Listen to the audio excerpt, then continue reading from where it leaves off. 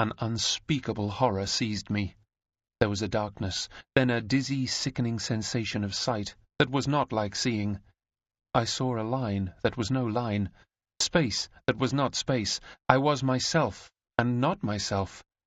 When I could find voice, I shrieked loud in agony.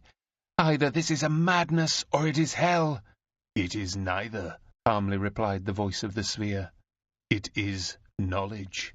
It is 3 dimensions. Open your eye once again and try to look steadily." I looked, and behold, a new world! There stood before me, visibly incorporate, all that I had before inferred, conjectured, dreamed, of perfect circular beauty. What seemed the centre of the stranger's form lay open to my view. Yet I could see no heart, lungs, nor arteries, only a beautiful, harmonious something, for which I had no words, but you, my listeners in Spaceland, would call it the surface of the sphere. Prostrating myself mentally before my guide, I cried, "How is it, O divine ideal of consummate loveliness and wisdom, that I see thy inside, and yet cannot discern thy heart, thy lungs, thy arteries, thy liver?" "What you think you see not," he replied. "It is not giving to you, nor to any other being, to behold my internal parts. I am of a different order of beings from those in Flatland. Were I a circle, you could discern my intestines, but I am a being, composed, as I told you before, of many circles, the many in the one, called in this country a sphere. And just as the outside of a cube is a square, so the outside of a sphere represents the appearance of a circle." Bewildered though I was by my teacher's enigmatic utterance, I no longer chafed against it, but worshipped him in silent adoration. He continued with more mildness in his voice, "Distress not yourself if you cannot at first understand the deeper mysteries of Spaceland. By degrees they will dawn upon you. Let us begin by casting back a glance at the region whence you came. Return with me a while to the plains of Flatland, and I will show you that which you have often reasoned and thought about, but never seen with a sense of sight.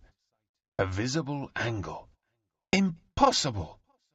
I cried, but, the sphere leading the way, I followed as if in a dream, till once more his voice arrested me.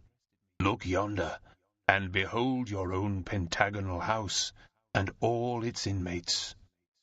I looked below, and saw with my physical eye all that domestic individuality which I had hitherto merely inferred with the understanding. And how poor and shadowy was the inferred conjecture in comparison with the reality which I now behold. My 4 sons calmly asleep in the northwestern rooms, my 2 orphan grandsons to the south. The servants, the butler, my daughter, all in their several apartments. Only my affectionate wife, alarmed by my continued absence, had quitted her room, and was roving up and down in the hall, anxiously awaiting my return. Also the page, aroused by my cries, had left his room, and under pretext of ascertaining whether I had fallen somewhere in a faint, was prying into the cabinet in my study. All this I could see now, not merely infer, and as we came nearer and nearer, I could discern even the contents of my cabinet, and the 2 chests of gold, and the tablets of which the sphere had made mention. Touched by my wife's distress, I would have sprung downward to reassure her, but I found myself incapable of motion. "Trouble not yourself about your wife," said my guide. "She will not be long left in anxiety. Meantime, let us take a survey of Flatland." Once more I felt myself rising through space. It was even as the sphere had said. The further we receded from the object we beheld, the larger became the field of vision. My native city, with the interior of every house and every creature therein, lay open to my view in miniature. We mounted, higher and low, the secrets of the earth, the depths of the mines and inmost caverns of the hills, were bared before me. Awestruck at the sight of the mysteries of the earth, thus unveiled before my unworthy eye, I said to my companion, "Behold, I am become as a god." For the wise men in our country say that to see all things, or as they express it, omnividence, is the attribute of God alone. There was something of scorn in the voice of my teacher as he made answer. Is it so indeed?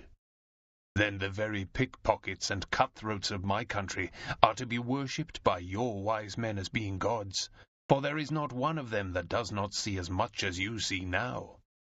But trust me, your wise men are wrong. Aye. Then is omnividence the attribute of others besides gods? Sphere. I do not know. But if a pickpocket or a cutthroat of our country can see everything that is in your country, surely that is no reason why the pickpocket or cutthroat should be accepted by you as a god. This omnividence, as you call it, is not a common word in Spaceland. Does it make you more just, more merciful, less selfish, more loving? Not in the least. Then how does it make you more divine? Aye. More merciful, more loving. But these are the qualities of women, and we know that a circle is a higher being than a straight line, in so far as knowledge and wisdom are more to be esteemed than mere affection. Sphere. It is not for me to classify human faculties according to merit. Yet many of the best and wisest in Spaceland think more of the affections than of the understanding, more of your despised straight lines than of your belauded circles. But enough of this. Look, yonder. Do you know that building?